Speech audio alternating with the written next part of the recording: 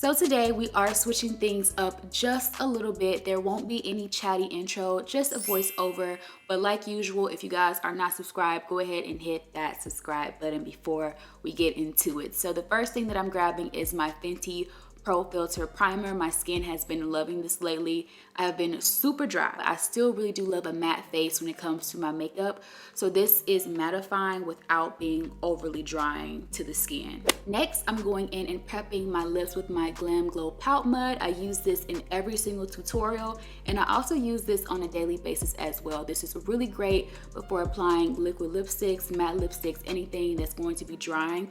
Or if you just don't want your lips crusty, this is it. So definitely check it out if you guys haven't. Now it is time for brows, one of my favorite parts of doing my makeup. So today I'm using my CoverGirl Micro Brow Pencil. This is in the shade, I think, dark brown. I recently trimmed and arched my brows, so I really want my natural brow hairs to stand out on their own. That's the beauty of makeup. I use it to emphasize what I already have going on. So with this brow pencil, I'm just gonna add a little bit to perfect the shape of my natural brow. And then I like to go in with the spoolie end of this pencil to blend everything out and soften it up. After that, I go in with a Sigma concealer brush. This is their F75 with my favorite concealer to use under my brows. You guys know it's the Maybelline Fit Me. And with these two products, I'm just cleaning up my brows to make them look super precise and crisp. Next, I'm going in with my Dermablend setting powder, and I'm grabbing a Sigma large fluff brush. This is their E50, and I'm placing this over that concealer that I used on my brows and my lid to prep it for my shadows. Now it is time to get into the eyeshadow. So today I'm using my Perception palette. This is the ColourPop and Shayla collab, and I absolutely love this palette. Definitely a go-to for me. I'm first grabbing my Sigma E40 brush, and this is just a blending brush with the color Culture.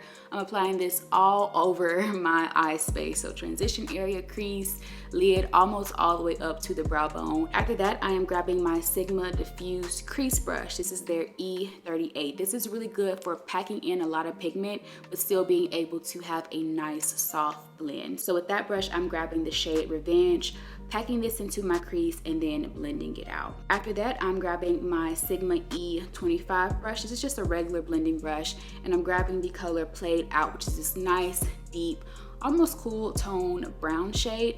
Placing this in my crease to create definition and depth on the lid, and then I'm just blending it out into that Revenge shade. And I am going to build this shade up until I get the depth that I'm looking for. After that, I grab a shader brush. This is the Sigma E55 with the color Culture that I used all over my eyes.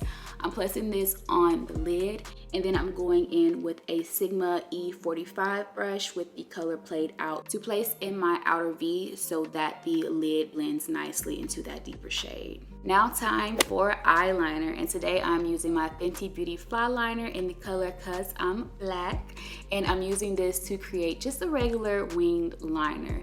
If you guys want a in-depth tutorial of how I do this, I did recently work with Kiss on a video. I will have that link down below so you guys can check it out, and also up in the cards if you need a little step-by-step tutorial on how I do my wing.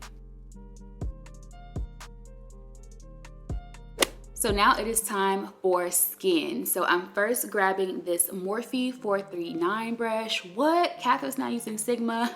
I know, but this Morphe brush is just so good. I used to use it a few years back, and I picked it up the other day and I haven't been able to put it down since. So I just squirt a few pumps of my NYX Can't Stop Won't Stop foundation in the shade Mahogany straight onto the brush and apply it onto the skin. So I do 2 layers of this foundation to get really nice coverage, especially with the blemishes and scarring that I have. I need 2 layers so that everything is nicely covered up, especially since I don't like to color correct. So I'm just placing this onto the skin and blending it out with this brush.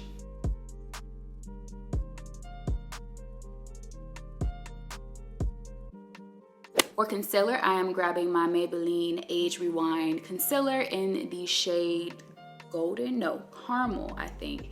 And you guys know I've been using this literally in every single tutorial for a really long time now. If it ain't broke, don't fix it. And I absolutely love love this concealer. But I did switch it up a little bit today. Instead of using my regular beauty blender because I couldn't find it and I'm pretty sure sugar ran off with it, I grabbed my Sigma 3D HD sponge. I did notice that applying this concealer with the sponge, I didn't get as much coverage as I would normally get from this concealer. So after I do my contour, I do go back in and do one more layer of this concealer so that I can get the true coverage that I know that it provides. But with this sponge, it still made me look really nice and pretty and highlighted. For my contour, I'm using my Anastasia foundation stick in the shade Truffle. I've been grabbing this a lot recently as well. For me, my contour can get super messy. So with this foundation stick, it's pretty stiff and it stays in place for the most part. So where you put it is where it's gonna be. And for a contour, that is exactly what I need. So as you guys can see, I am blending it out with this Sigma sponge, but it is pretty much staying in the area that I applied it, so it won't get super messy and muddy, which is what I want to go for, right? And then after that, like I already told you guys, I did go in with a second layer of the Age Rewind concealer.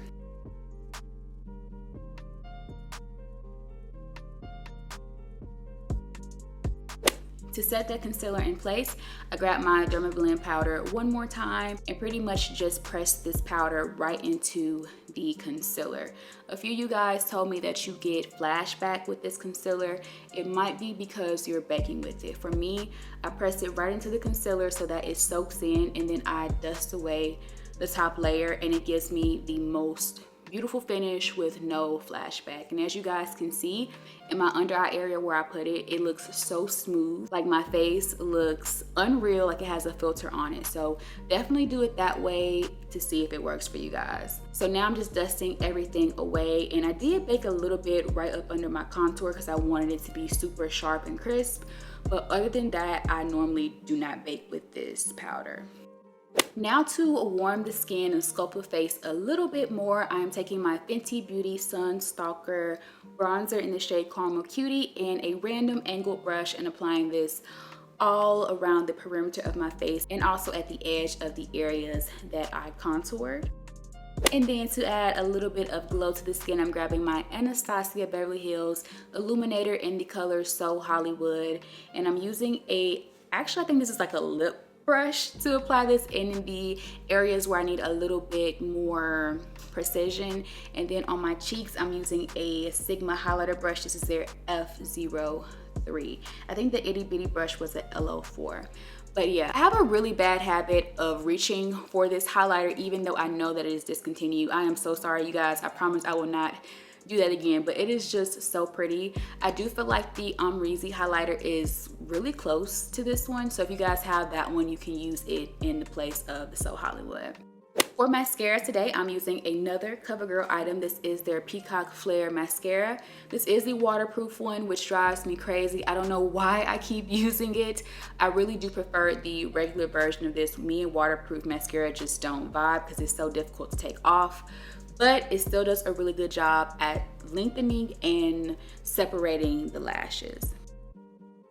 So once that's all done, it is time to jump into the fun part of the video. The reason you guys are probably here, I'm grabbing my Anastasia lip palette. So I did go ahead and mix all of my colors, and we're just going to go ahead and jump in and start with the red, which is primary number 3 in this palette. So using the brush that actually comes with this palette, I'm first starting on the very edge of my top lip and just filling in a small itty bitty space. You guys probably want to practice this look first before you actually do it full out. I did practice it beforehand so that I could kind of map out where everything needs to go. But I'm just first applying this red right onto my lip and taking my time to do so. Once I get the red applied and looking how I need it to look, I'm going in and applying the orange. For the orange, I did mix a few different colors. I grabbed color number 7 out of this lip palette, which is like this really bright tangerine type of orange. I added a little bit of primary 4, which is just the yellow, and then a little bit of primary 1, which is the white, and it gave me this nice creamsicle type of orange, and I'm placing that right next to the red. After that, I went in with yellow. So primary number 4, I did add a little bit of white, primary number 1 to it to make it a bit more opaque. The yellow on its own was kind of, what's the word? It just wasn't opaque. I could see through it and it didn't look cute. So I added a little bit of white and it did make it stand out a bit more and it looked really nice. And I'm sure you guys can tell I'm not blending the colors just yet. I would suggest blending them as you go. The first time that I practiced this look, I did the blend as I went, which did make it take a little bit longer. However, I noticed doing it this second time around for this tutorial, I wanted to just get all the colors on there and then I went back and blended on the back end. But I didn't get my blend the second time around for this tutorial definitely wasn't as seamless. So definitely blend the colors together as you go and just have a paper towel handy so that you can wipe your brush off between colors. So this lip palette was lacking a green, which means I had to mix it completely.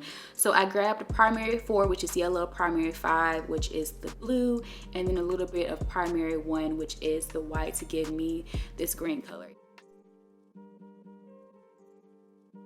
For the blue, I grabbed primary 5, which is just the blue, and mixed a little bit of white, primary 1, and it gave me this nice soft blue color. I would recommend just using the blue straight out of the palette and not mixing any white because it does take away from the vibrancy. The white made the yellow brighter, but all the other colors I mixed it with, it made them like dull down quite a bit. And last but not least, for the purple, which I didn't leave much space for the purple, so be very careful with that too. And I used color number 9, which is purple, and just threw that straight on there. I didn't mix it with any white or blue or anything like that. So at this point, I had all 6 colors on my lips. I then cleaned off my brush with that paper towel that I had handy. And then I went in and started blending all the colors together. So I started with the red and the orange and just patted the line in between, like the edge between the 2 colors, until it was a nice soft blend. Cleaned off the brush and then did the orange and the yellow. Cleaned off the brush again, jumped to the yellow and the green, and so on and so forth until I had the entire lip blended with a nice gradient rainbow. And once again, like I mentioned before, you guys definitely probably want to blend as you go and not do it on the back end. You could do it either way, whatever you want to do. But if I just had to suggest a certain method that may make your life a lot easier, definitely do it the first way. After that, I grabbed that concealer brush, the F75, that has some concealer left over on it from doing my brows, and I'm using it to just clean up the edges of my lips so everything is nice and precise. So after that, I actually went in with a little more shadow on my lower lash line to just complete the eye look and added another layer of mascara. Of course, I lost the clip, but this is the completed look. I hope you guys enjoyed this pride-inspired makeup tutorial. Thank you all so much for watching, and I will see you in my next video.